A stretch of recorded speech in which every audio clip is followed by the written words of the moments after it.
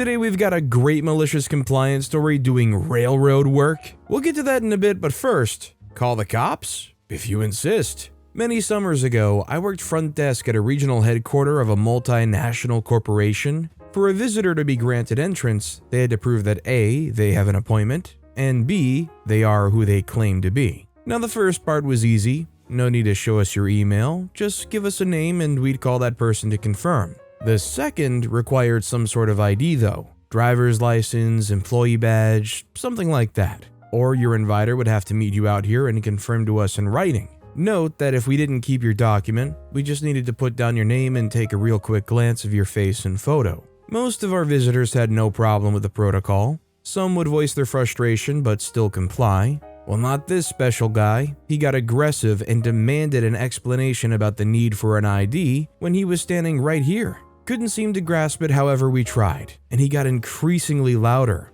He didn't want his inviter to meet him outside because this is wrong. Security was ready to see him out when he screamed at us to call the cops because we needed to be arrested and taught a lesson on civil rights. Calls were made, cops came quickly, and he went out in cuffs. Turns out they already had a warrant, just weren't in a hurry to get him. Icing on the cake was that he was here for a job interview. So, did they get the job? I can only imagine one would ace an interview after all that, right? Also, hi, I'm Steven, and if you enjoy awesome stories of malicious compliance, why not hit that subscribe button down below? That said, our next story is, don't ask for spicy, sizzling fajitas. Not something I did, but something that happened to me. A buddy of mine and I went up to a casino with his grandparents. The type of place that only has 1,000 different types of slot machines. My buddy and I loaded up $20 onto the card, grabbed a beer, and had a good time losing it all. The grandparents lost a lot more, which factors into the later events. Afterwards, the buddy, his grandparents, and I went to a local Tex-Mex shop to get some food. My buddy and I both like spicy food and both like sizzling fajitas. Due to the fact that they tend to be expensive and the grandparents were paying, we decided to split a dish, though with a twist. We asked the waitress if they could make it spicy. The waitress protested but didn't speak the best English. However, we insisted and took our order to the back. I don't know who the cook was that day. I just have to say that I love and hate them. We all ordered a drink and were sitting around just having a good time shooting the crap. Then we heard the sizzle coming out of the kitchen doors. We knew our order was on its way, and my buddy and I were excited to see what they were bringing us. I tell you what, the cook did not disappoint. Cue malicious compliance. They brought out our food, put the grandparents' dish down first, then put the cast iron dish of our fajita meat down, and it had smoke, not steam, coming off of it. It wasn't so bad at first, but before too long it was burning our eyes and it felt like we were inhaling pepper spray. The grandparents couldn't even finish their food or drinks before having to excuse themselves out. Soon the smoke started to spread out to the entire one-room dining area, and you could hear people coughing and sniffling.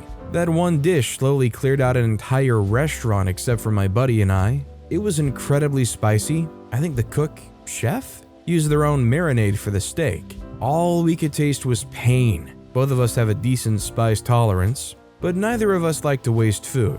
So we muscled through it and finished the whole dish. It was what we asked for after all. When we finished and cleared the bill, for our table anyhow, the grandparents couldn't come in to pay. We also left a $20 tip each. We got berated by his grandfather. He yelled and cussed at us the entire ride home, but we were in too much pain to care. It's still one of our favorite memories to talk about from time to time. Honestly, although it's a slightly miserable experience, it's also hilarious and one of those ones that you will never stop talking about. I mean, that's a lifelong memory right there if I've ever heard one. Our next story is, find me a parking ticket when I have proof of purchase. This happened the other year when lockdown was serious. My mate tested positive for COVID, so I did the proper thing of canceling my holiday and isolating for 2 weeks. This was right at the start before self-testing was available, so I just followed the guidelines. It was a very cold fortnight, so cold that at some point the adhesive on my parking permit fell from the windscreen into the footwell. When I finally return to the world, I go to my van and see a parking ticket for the previous night. My van hadn't moved in 2 weeks, and the same parking attendant every day, just following the rules, hits me with a 75 British pound fine. I call the company up and get them to check their payment record. my 25 pound per month permit was in date, and they have my vehicle details. They told me the rules on the signs are clear, and if you don't display a ticket, you will receive said fine, no ifs or buts. I tried to fight it further, going nowhere. With my stubbornness, it ended up costing me nearly 200 pounds. Then it dawned on me, if they're not checking a system and just looking for a permit, why am I still paying for it? I called up and canceled my monthly renewal and kept hold of the permit. That was about 21 months ago. It's so bleached from the sun you can hardly make it out, but it's valid in every way that matters to the parking attendant, and I keep saving an extra 25 pounds a month. It is pretty awesome that in them being so strict in ensuring that you have to have that visible, they pretty much revealed to you that they're not very studious in actually verifying it's a good ticket. I definitely feel for OP though, because it was definitely out of their power that the adhesive failed and it fell off the windscreen. That's one of those mistakes that costs you and you feel like the world is just at odds with you. This next story is, they will open. Sure, boss. This story is retold from a friend. He was working with a landlord company as a handyman of sorts. He hated this job. Anyways, he got assigned to visit some tenants to do heat readings in their apartments, and the tenants had gotten the info beforehand. What do I do if they aren't home or won't open, he asked, only to be met by a snarky, they will, by his boss. Fast forward a few days, now he's out knocking doors and doing heat readings. A little over halfway through, one tenant doesn't open the door. He checks his notes. Nobody had been written up as away for that time. So my friend promptly continues with the other apartments, goes back to the door and knocks again. No response. So he sat down on the stairs and waited until his shift ended and a few hours into overtime, with overtime pay. Boss called and asked where he and the company car was, and he explained the situation. The tenant hasn't yet opened the door. Boss got mad and even more mad when he got informed that my friend was going to clock overtime for today. He informed the boss that he was refused instructions for cases such as tenant doesn't open the door, so he was waiting for the tenant to do so. Boss tried to fire him, but the union actually backed my buddy, so he got to keep the job. You gotta love a boss that refuses to accept that sometimes circumstances are just out of your control and that things just might not be possible. I hate the kind of bosses that are like, just find a way to get it done. What am I gonna do, force them to open the door? Should I just break the door down? Just collect that overtime pay, I guess. Our next story is, there goes the sun, or sun. Brief story and no one was upset, just some chuckles, but it seems to fit here so I thought I'd share. Long ago when I was in middle school, my mom had invited her sister, my aunt, and aunt's boyfriend to dinner. While we were eating in, the sun shined in through one of the windows directly into my mother's eyes. After a minute or two, she said, I wish the sun would go away. Without saying a word, I got up, left the table, and went to my room. From what I heard afterwards, everyone was confused for a minute or two, until my aunt's boyfriend mentioned the line that was said out loud just before my departure. Yes, he said, the sun went away. Was a bit silly, but gave me a chuckle. At least this is the kind of people that can take that chuckle. You're not dealing with some narcissist who acts like this is some kind of weird behavioral affront to them. I've read too many entitled parent stories, and I'm so used to just expecting a parent to blow up here thinking this is some disrespectful show, and then doubling down even after the joke is explained and it's just like a poo-pooing of the entire day. Our next story is all for the lack of something. I worked night shift, 12 midnight to 8 a.m. at a transportation company. My particular job at that time was to do brakes. I'm trying to anonymize everything, so everything I say will be generic. I had to carry a radio, and I walked outside at night, and the weather in my area tended to be wet and cold. The summers are usually very nice, and the overall climate was officially temperate. In the winter, it didn't have horrible icy temperatures, but it did snow and freeze, but it mostly rained a lot. And rain suits were necessary, and temperatures of 40-ish Fahrenheit or 5 to 7 Celsius were normal. It was miserable, but we did our jobs and we were young, so it was just a deal with it type situation. Further details, oil was usually on the brakes and everything else. They were often coated with oil and of course, dust and dirt. The company issued us with PPE, gloves including long, heavy-duty rubber gloves as PPE to avoid this nasty, black, oily gunk built up on the brakes. My over 10-year-old radio belt and pouch were wore out. so I asked my supervisor for a replacement. Unfortunately, his personality was not the best and he wasn't very energetic, to be polite. So being that he wasn't a pleasant individual, dealing with him sometimes, about 95% of the time, was not a warm and fuzzy feeling. I'll call him YF for his title at the time. YF did not and would not get me a replacement pouch for whatever reason,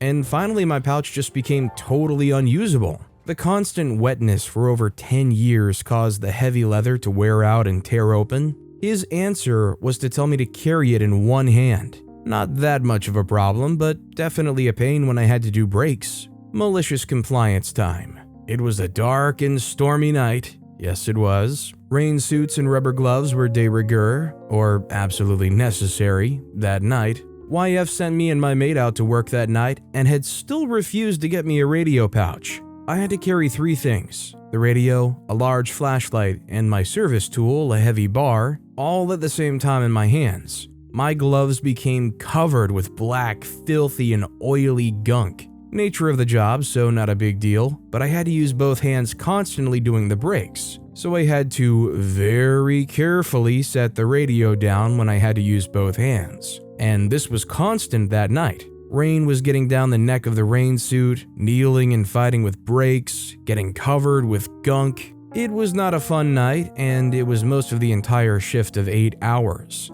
These radios were very high-end, tough radios in the well over $2,000 price range each at the time. Unfortunately, the radio that I had that night ended up absolutely covered with gunk, but that was to be expected. Even more unfortunate, because it had to be carefully put on the ground where I was working, it ended up with the case cracked, the back split open, and of course, it filled with water and oily gunk. YF was distinctly not impressed when I placed it on his desk at the end of the shift, and I suggested it required a trip to the repair shop.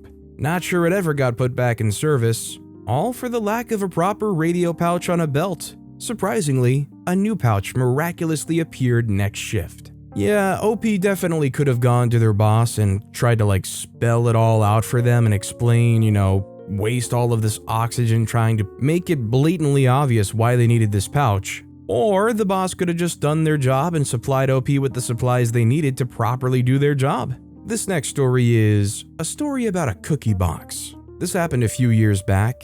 I divorced my ex-wife in 2009. During our marriage, we never had any big fights, but after we got divorced, my ex-wife made it her main goal in life to make my life miserable in any kind of way possible, and for the most stupid things. This was about a cookie box that my son used to take to school. He probably had 5 to 6 of those boxes, since kids in elementary school sometimes forget to bring their boxes back.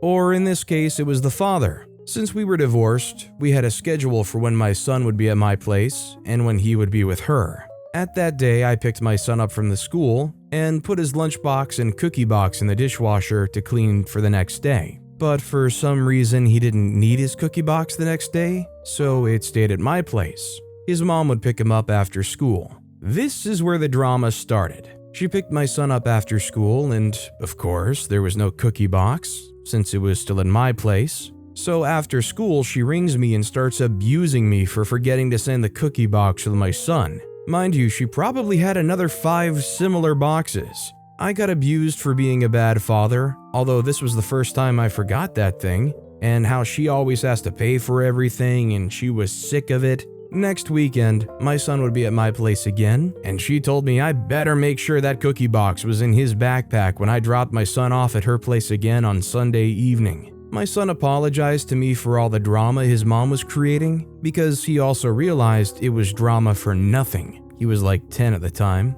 I told him it wasn't his fault, and that we would make sure mommy would never complain about cookie boxes anymore in the future. So we went to a shop, bought all the cookie boxes they had over there. My son was already laughing because he realized what was going to happen. After that, we went to the next town, to a similar shop, and again bought all the boxes. I think we did about 3 to 4 stores and cleared all the cookie boxes they had. These are small plastic boxes and cost nearly nothing. We had 3 to 4 plastic bags full of cookie boxes, and it cost something like 15 euros. So on Sunday, weekend's over, and it's time to bring my son back to his mom. She lives in an apartment, so I ring the bell and she answers over the phone. I tell her I'm there to drop off my son, and that she better come down to the entrance of her apartment because I had some stuff for her. I kissed my son goodbye and left before she got down to the entrance. On Wednesday, I go pick up my son from school again, and my son was still laughing about it. His mom flipped out completely, but she never asked me for any cookie boxes anymore. Yeah, this isn't like some of the other stories I've heard where like one parent will buy their kid really nice clothes, and then when the kid goes to the other parent's house, they get returned with worse clothes on. This isn't like the dad's keeping the iPhone the kid has for themselves, you know? It's a $2 at max cookie box. And it's not like he was even like trying to keep it for himself. Like, God forbid this father's trying to like steal their child's cookie box. Time clock rounding fun. I've worked union construction for 12 years. First 5 were for commercial and industrial jobs. Went residential in 2016. Got used to accurate timekeeping, where your clock in and out times are kept to the minute. Plenty of paychecks with random times like 39.92 hours because I clocked out 5 minutes early one day. Of course, the overtime at 1.5 times pay gets denied if you work 5 minutes over, so I kept a notebook and never got taken for a minute of my time without pay. Well, who would have thought, but the shop, worried about an extra 5 minutes, were focused on the wrong ways to make money. So I switched shops in 2020. A couple of months before the first shop closed doors, another story. The new shop has a self-reporting time instead of clocking in. Due to the last shop, I kept my time to the nearest 5 minutes, all logged. Most guys in the new shop take complete advantage of the self-reporting system, taking 2-hour breaks, sleeping in vans, clocking in for their whole commute, leaving early while working, you get the idea. Getting a union wage, I've never felt like I had any reason to take advantage. Figured a fair day's work for a fair wage is fair. One day I get a call from HR at my new shop, asking why I put in for 39.99 hours that week. I said my 3 jobs ended in 20-minute increments, forgot to round one of them up to end in .34. Apparently this was a crap show for HR, and after a few minutes of awkwardly asking if they want me to apologize for keeping accurate time and getting scolded for being too accurate, no one else does this, I got told to use the 15-minute rule. Literally asked, if I show up at 6:53, my time is the same as if I start at 7:07? Yep. So show up time is now 7:07, cutout time is 3:23. The first 15-minute paid break is 9:23 to 9:52. Lunch, 30-minute unpaid, is 11:53 to 12:37. Second 15-minute break is 1:53 to 2:22. 1 hour of breaks in an 8-hour day has turned into an hour and 42 minutes of breaks and a 7-hour and 46-minute day. Been doing this for a year, and I'd honestly feel bad if I didn't know how much money my labor's making them. The last time they let me see the numbers on the job site I'm running, we were at 29.5% profit after labor and material. One of the most profitable sites in the company. I mean, considering OP said that they're one of the most profitable sites in the company, it's no wonder they're not really caring too much as long as the profits are up and the work is getting done. I respect OP for still working hard, because if I got into this environment and I saw all these other people who were taking naps and getting paid for it, I might be a little tempted to try it just a little bit here or there. Also, hi, I'm Steven, and if you enjoy awesome stories of malicious compliance, why not hit that subscribe button down below? That said, our next story is Rude Delivery Driver Wants a Review? We'll give him a review. Several years ago, I briefly worked at B-Dubs, a popular wing restaurant. It's on campus, so it's utterly heck during football season. I was a hostess, so a big part of my job was inputting and handing out online orders to customers and delivery drivers. Part of our online order procedure was we needed the customer/delivery driver to sign the receipt for their order to confirm it was picked up. A lot of the drivers would sign and write something like, "Please review," smiley face, or 5 stars, smiley face, next to their signature. We had an ability in our system to go back through orders and review the driver, but we were usually too busy to do so. We saw a lot of the same guys pretty regularly because it's a large campus right near the city. Most of them understood that if the order was just put in, it could take anywhere from 15 to 30 minutes for it to be ready. Wings need 12 minutes to cook, plus if there was anything put on them, plus how busy we were. But this one dude, despite being here a lot, was just an absolute jerk.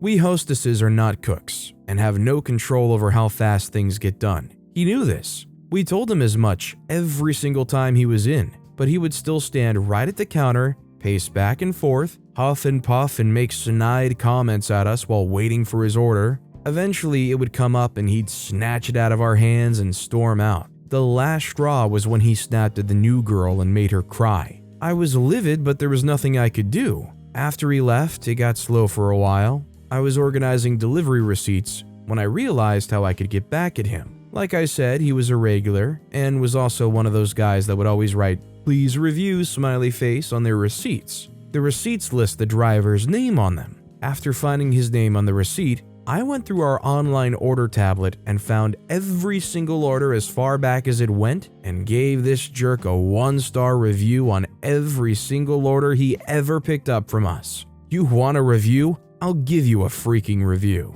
For those that haven't done delivery, your driver rating is based on an average from all customers who rate you. A single 1-star rating could take you from a 4.9, my average, to a 4.7 or 4.8 if you didn't have a lot of runs under your belt. I don't know about other apps, but I know the one I worked for required you to have your rating at a certain average to be allowed to continue driving, like no lower than 4.3 or something. Several 1-star ratings could absolutely devastate someone's rating. Also, review bombing the driver has no impact on the customer. A couple of days later, he's back to pick up an order. Suddenly, he's now the kindest, politest, most patient delivery driver we've ever had. Strange. Wonder what gave him a change of heart.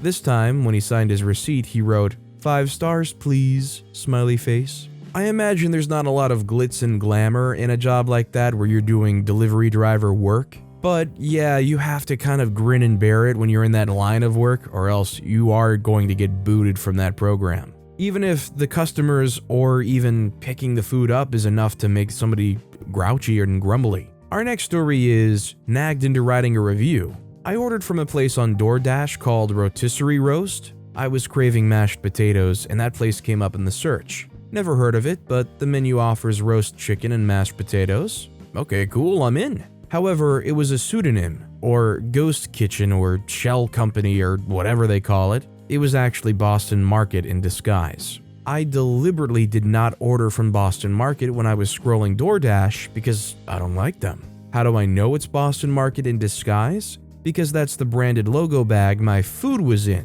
I ate only half of my food because I don't like their recipes and was reminded why. I was irritated, but I wasn't going to make a big deal out of it. I rated my delivery driver, but ignored the review request. Or I ignored it until they emailed me 3 times with follow-up requests to rate and review my order. Okay, if you're sure that's what you want, I'll give it to you. Paraphrasing as close to verbatim as I can remember, I don't want to look it up, I said, I didn't like my food. I don't like Boston Market, and though they sold under a different name, that's still who made my food. I would not have ordered it if I knew this, so 1 star is their fault. There's definitely a lot more of this ghost kitchen stuff going on. If I'm not wrong, I think the food Mr. Beast makes, they're like burgers or something, is all ghost kitchens. I think I remember hearing a story of how Chuck E. Cheese sells pizza out of their Chuck E. Cheese restaurants under a different name. It's all over the place and incredibly easy with stuff like DoorDash because it's not like you can browse or really truly know where it's at. Our next story is Data Center Manager forbids systems programming, Mainframe SysAdmins, from entering data center without getting supervisor to sign them in first, even during an outage. This is an old story that happened to me. It's at an insurance company that had given me a few opportunities for malicious compliance. Other than medical folks and IT, their employees were either clerks or management, so they really liked rules. Not always well thought out ones. This was back in the dark ages of mainframe computers that were located in a central data center. So remember, no desktops or smart or even dumb cell phones to make contact easier. I had been a systems programmer, kind of like a mainframe sysadmin, who had moved up from operations, physically run the data center, so I was very comfortable there and got along great with the staff and supervisors. But the manager, one more level up, let's call them Manager X, was a straight management paper pusher and didn't really understand the workflow of the room, and for some reason, didn't like seeing me in his computer room. My job did officially take me in there sometimes, so we did have access. While there, I would do my official tasks and talk to the staff to try and identify any upcoming issues as they came up. But before they became serious and impacted the production workflow, between us, we would improve their workflow and make life simpler for us all. Now, if there was a big issue that stopped the running of the production jobs or impacted the online terminals, system programming would be contacted, and someone, usually me, would come down to resolve the problem so they could get things running again and the 20,000 clerks could get back to processing people's medical insurance claims. So obviously time was of the essence. One day at an interdepartmental meeting with all the department heads and the head of IT present, the data center manager handed out a memo stating that from this point forward, no one, including systems programming, looking straight at me, could enter his data center without being signed in by the shift supervisor. Each new entry required a new sign-in signature. That was going to be a bit inconvenient on a normal day, but oh well, it is his data center, so I'll live with it. Of course, knowing that not all days are normal, I asked if there was going to be any exceptions for when there's an outage, or when we need to get in quickly and fix things, so the rest of the company can get back to processing their medical insurance claims. His response was that the rule was in place at all times and there will be no exceptions. And that includes you, again making a point of looking straight at me. A supervisor will come out to the security desk and sign you in. No sign-in, no entrance. Not a bright move, since this will be the time the supervisor is running around like crazy and not wanting to deal with signing someone in. Everything's fine for a while, a little slower getting some projects done, but workable. Then the not unexpected data center outage happens. You don't know when, but you know it will happen at some point. Cue malicious compliance. I go to the data center's security desk to get signed in. They are the entire floor, and you can't get in without going through a revolving metal turnstile. The security officer makes the announcement that someone from systems programming needs to be signed in over the PA. Public address system, remember, no cell phones yet. We wait a few minutes, but no one shows up. I ask him to repeat the announcement in case the supervisor didn't hear or got distracted. I also suggest that he puts entries for each of the attempts to reach the supervisor in his logbook, since I don't want them being used as a convenient scapegoat. Wait a few more minutes and ask the security officer to try again. No response. Wait a few more minutes and ask the security officer to try again. No response. Wait a few more minutes and ask the security officer to try again. No response. Wait a few more minutes and ask the security officer to try again.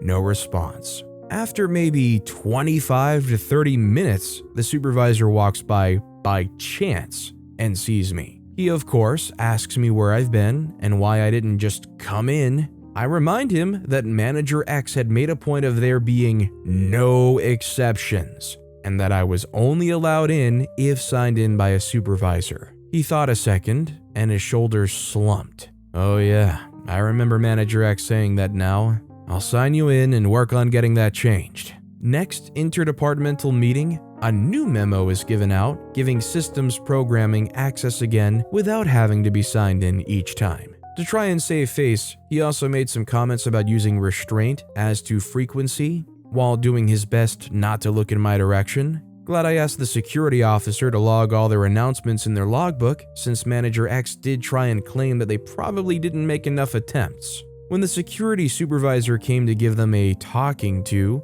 they just showed them the logbook. Security supervisor made a photocopy and shut down Manager X. I have no idea how much money it cost the company to have all the customer service and data entry people sitting around for an extra half hour due to his rule. I'm not sure how much money OP would have cost them either, but I do know one thing. The people who had to wait an extra half hour to get help with medical insurance claims are probably pissed, or were way back then. Our next story is, you asked for salad dressing? Got it. I was talking to my sister about this, and she said it belonged here. About 3 months ago, I was at work in an assisted living facility for adults with chronic mental illness. One client had schizophrenia and a traumatic brain injury, so he has extremely disorganized thinking and reacts to confusion or frustration with anger. I really like working with him though. One day Simon, because Simon Says, fake name, came for lunch and I was serving. Now at this facility, elderly clients often have help with carrying their food.